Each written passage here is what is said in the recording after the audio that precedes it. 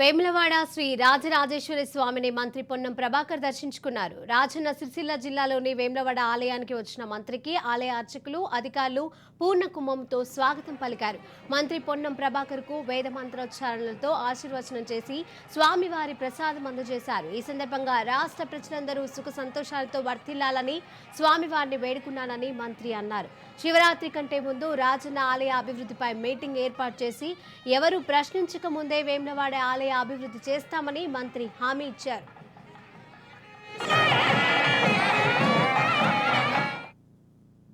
కొడుకన్నట్టుగా మనం ఎక్కడికి వెళ్ళినా నాయకులుగా మేము విగ్రహ ప్రతిష్టాపనలు చేయము, లేదా విగ్రహాలకు సంబంధించిన దాని శిలాన్యాస దానికి సంబంధించినటువంటి కార్యక్రమం చేయము.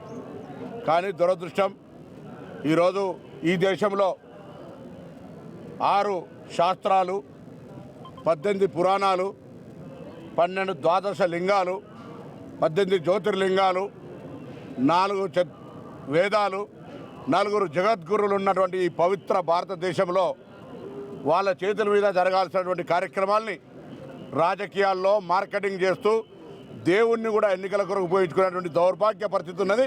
దాన్ని ప్రశ్నిస్తే వీళ్ళు నిజమైన హిందువులు కాదనేటువంటి మాట జరుగుతున్నటువంటి సందర్భంలో నిజంగా బాధ కలుగుతూ ఉంది. ఏదైనా కార్యక్రమం జరిగితే దంపతులు జరగాలి, లేదా ఒక విధి విధానాలు ఈ దేశంలో సాంప్రదాయమైనటువంటి హిందుత్వాన్ని రక్షించవలసినటువంటి బాధ్యత గల వ్యక్తులు ఏ విధమైన మత భావాలకు విఘాతం కలుగుతుందో ఆలోచన చేయలేని పరిస్థితుల్లో అదే మతం పేరు మీద మార్కెట్ చేసుకొని ఇలా వ్యవహారం చేస్తూ ఉన్నారు. ఇది ఈ దేశానికి మంచిది కాదు. హిందుత్వాన్ని విశ్వసించే వాళ్ళందరూ కూడా ఒకసారి ఆలోచన చేయండి. జరుగుతున్నది ఏంటి? అసలు 4 జగద్గురులు చెప్తా ఉన్నారు దేవాలయం పూర్తి కాలేదని, ఇది సరైన సమయం కాదని, ఎన్నికల్లో దృష్టి పెట్టుకొని ఆదర బాదర ప్రారంభిస్తూ ఆ కార్యక్రమంకి రమ్మంటే మీరు పిలిచినప్పుడు ఎందుకు రాలే? రాముడు మాకు లేడా, శివుడు మాకు లేడా, ఆంజనేయుడు మాకు లేడా అంటే దాన్ని రాజకీయం చేసే పరిస్థితి వస్తూ ఉన్నది. దేవుడు అందరి వాడు.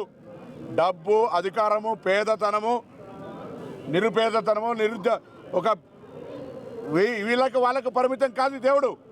అటువంటి దేవుణ్ణి కొలిచే అవకాశం అందరికీ ఉంది.